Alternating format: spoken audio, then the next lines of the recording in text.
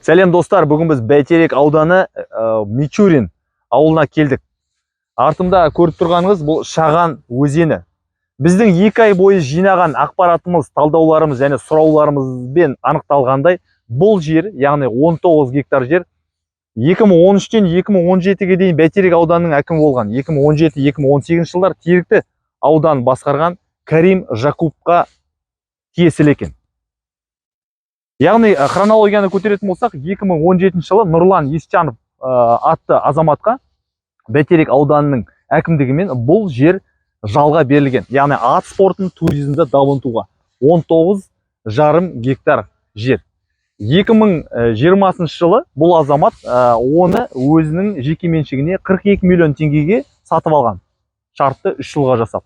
Дегенмен, бір жылдан кейін, яғни 21 жылы Нұрлан Есчанов Карим Жакуптың атына осы жердің барлығын, яғни бір бөлікпен 19 гектар жерді оның атына тіркеген. Тіркегеннен кейін Карим Жакуп оны желтоқсан айында, яғни 2021 жылы оны 24 учаскеге бөлген. Әр түрлі пішінде, көлемде 20 соткіден, 60 соткіден, 5 гектар да бар, 10 гектар да бар. Яғни қазіргі уақытта барлығы 24 жер учаскесі бөлініп тұр. Енді ең қызығы, бұлардың барлығы да осы лауазымды тұлға әкім болған кезінде жасалған. Және де мына біздің Батыс Қазақстан облыстық әкімдігіне мәслихатының қаулысына сәйкес, осы Мичурин ауылдық округіндегі бір жердің кадастрлық құны 275 теңге.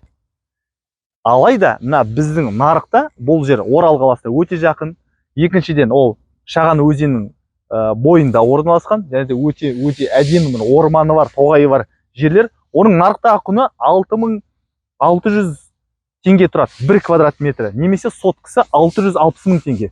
Яғни кезінде үкімет бұл жерді, яғни үкімет дегенде Бәйтерек аудан әкімдігі Нұрлан Есчановқа, ол артынан Карим Жакуповқа тіркегендей 42 миллион теңгеге сатса, қазіргі уақытта бұл жердің құны 1 миллиард 300 миллион теңге. Сондықтан да бұл кейс, бұл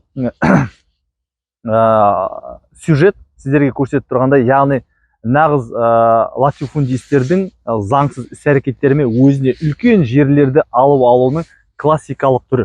Сондықтан да біз бұл видеоны түсіріп, қазір дронмен барлық құжаттарды тіркеп, бүгін облыстық прокуратураға жолдаймыз. Және де тексеру жүргізуді сұрап, қалай ғана бұл жерді бизнеске дамыту үшін бір адамға берілді. Ол адам және де лауазымды тұлға. Үшіншіден, ол сол 3 жылдың ішінде жалға алған кезінде ат спортын дамытамын деп, туризмді дамытамын деп, объектілер, құрылыс объектілерін салып жасаймын деп шартта қол қойған болатын. Бірақ дегенмен де өзіңіз көріп тұрсыз, бұл жерде текст еш нәрсе де жоқ. Және де ең бастысы, жақында ғана OLX-қа кірдік, біз оның барлығын скриншоттарын сақтап алдық. Бұл жерлер бөлініп қазір сатылуда. 40 соткі жердің өзі 30 миллион теңге тұрады.